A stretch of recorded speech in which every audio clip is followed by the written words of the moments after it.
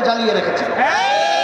আজকে ফিলিস্তিনে আমাদের মুসলমান ভাইদেরকে, আমার মা বোনদেরকে, আমার মায়ের কোলে দুধ পানকারী সন্তানটাকে যেভাবে বোমা ফেলে নৃশংসভাবে হত্যা করতেছে, এটা কি কোনো শান্তির প্রতীক হতে পারে? তাহলে বোঝা গেল এর মাধ্যমে শান্তি আসে নাই, আসবে না। আমাদের পাশের রাষ্ট্র ভারত ধর্মনিরপেক্ষতাবাদ, তারা ব্যাখ্যা দেয় যার যা ধর্ম সে পালন করবে, এটা একটা সম্পূর্ণ অযৌক্তিক ভুল ব্যাখ্যা। নিরপেক্ষ কোনো সাধারণ মানুষ যাদের একটু জ্ঞান আছে হতে পারে না। আমরা সবাই কিন্তু একটা পক্ষের অনুসারী, কথা ঠিক না বেঠিক?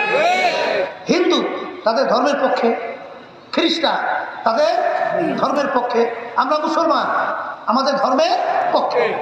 এখানে কি নিরপেক্ষ না পক্ষ? তাহলে ধর্ম নিরপেক্ষতার ব্যাখ্যা কি দিল? যার যার ধর্ম সে